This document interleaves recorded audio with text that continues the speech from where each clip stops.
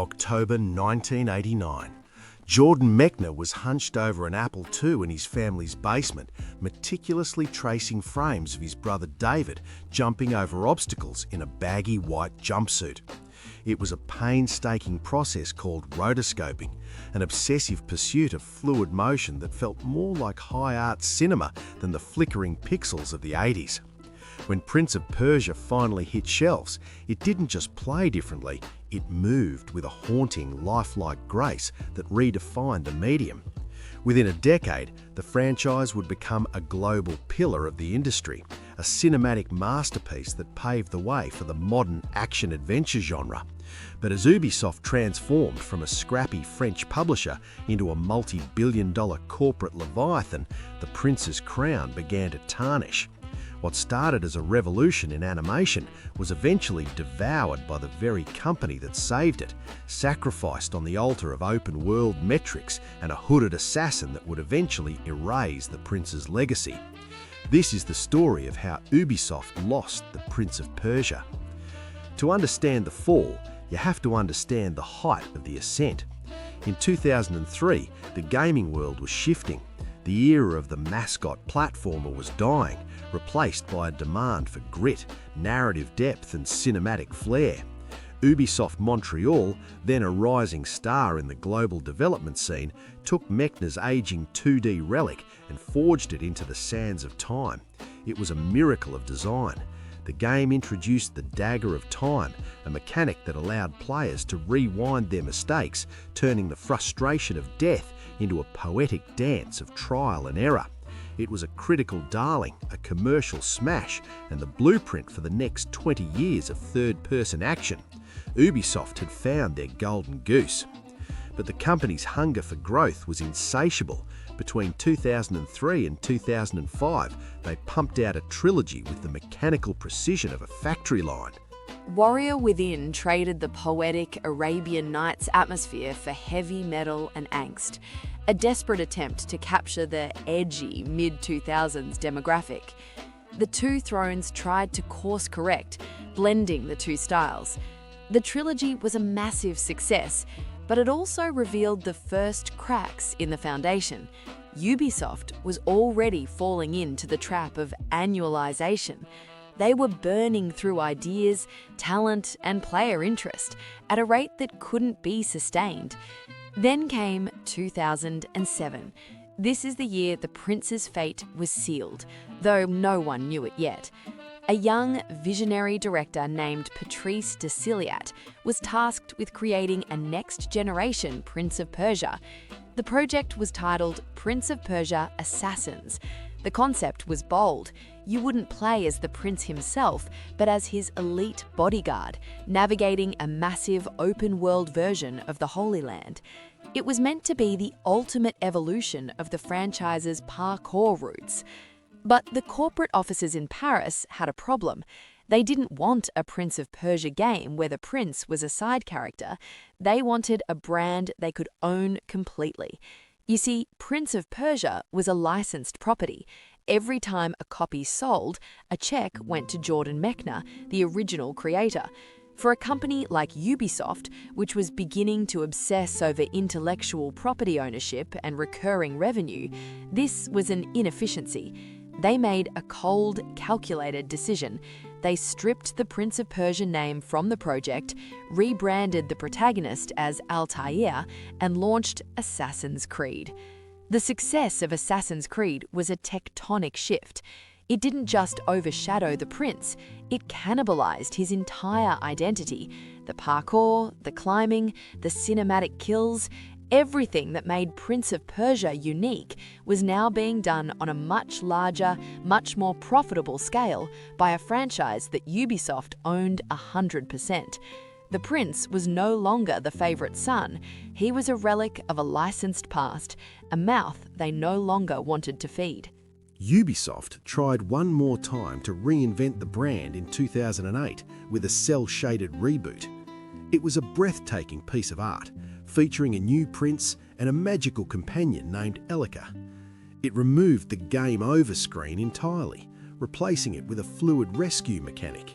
It was bold, experimental, and beautiful.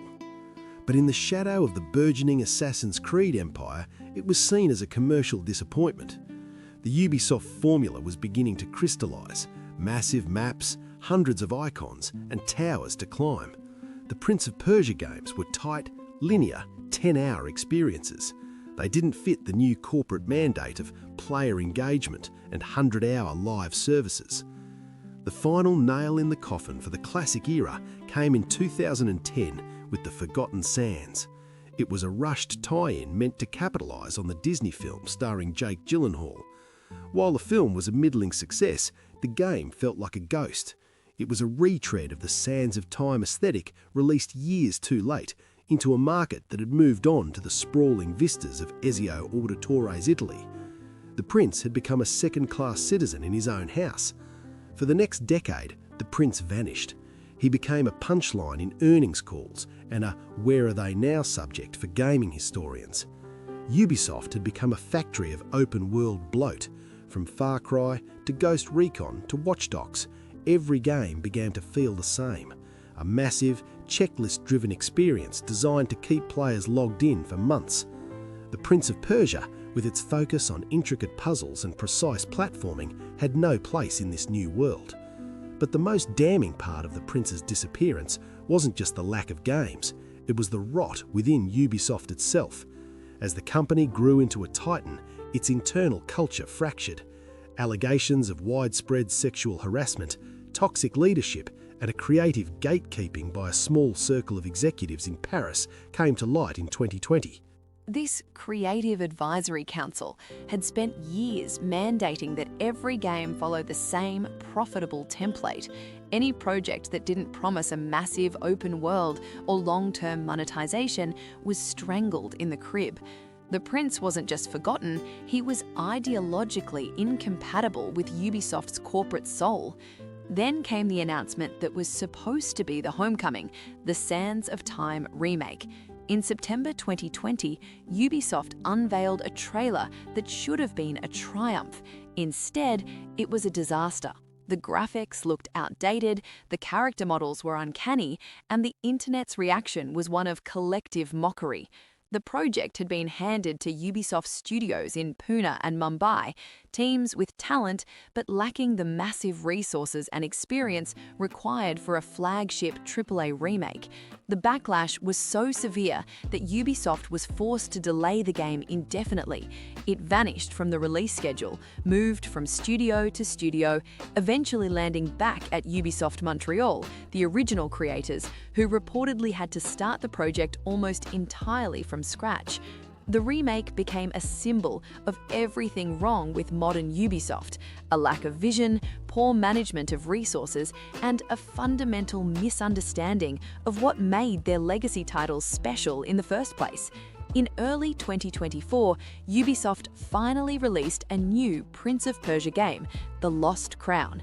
By almost all accounts, it is a fantastic game. It returns to the 2D roots of the series, embracing a Metroidvania structure with sharp combat and brilliant platforming.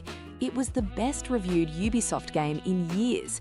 Yet even this felt like a bittersweet victory. It was a smaller-scale project, a B-tier release in terms of marketing and budget, compared to the bloated behemoths like Assassin's Creed Valhalla. Despite its quality, the discourse surrounding it was dominated by fans asking why it wasn't a big-budget 3D adventure. The prince had been away so long that his fans no longer knew what they wanted him to be, and Ubisoft no longer knew how to sell him. Today, the Prince of Persia exists in a state of corporate purgatory. We have The Lost Crown, a brilliant but smaller-scale side project. We have the Rogue Prince of Persia, an early access roguelike developed by an external studio. And somewhere in the dark corners of Ubisoft Montreal, the Sands of Time remake continues to be rebuilt, a ghost of a game that has now been in development longer than the original trilogy combined. Ubisoft didn't lose Prince of Persia because they ran out of stories to tell. They lost it because they became too big to care about anything that didn't have a map the size of a small country and a store full of microtransactions. They traded the surgical precision of the prince's scimitar for the blunt force of a multi-billion-dollar brand strategy. In their quest to conquer the world of open-world gaming, they paved over the very gardens that made him famous. The tragedy of the prince is that he's the architect of his own obsolescence. Without his fluid movement and cinematic ambition, Assassin's Creed would never have existed. He taught the world how to run on walls, only for his student to push him off the ledge. Ubisoft's story is no longer one of artistic innovation, but of industrial maintenance. They are no longer the dreamers rotoscoping a brother in a basement. They are the managers of a digital assembly line. And on that assembly line, there is no room for a prince who only takes 10 hours to finish his journey. This is the story of a king who was usurped by his own shadow, and a company that forgot how to lead because it was too busy counting the coins in its treasury. The Prince of Persia remains a legend, but in the hands of modern Ubisoft, he's a prisoner of time, waiting for a rewind that may never come. This is the Hollow Empire, where the sands of time have finally run out.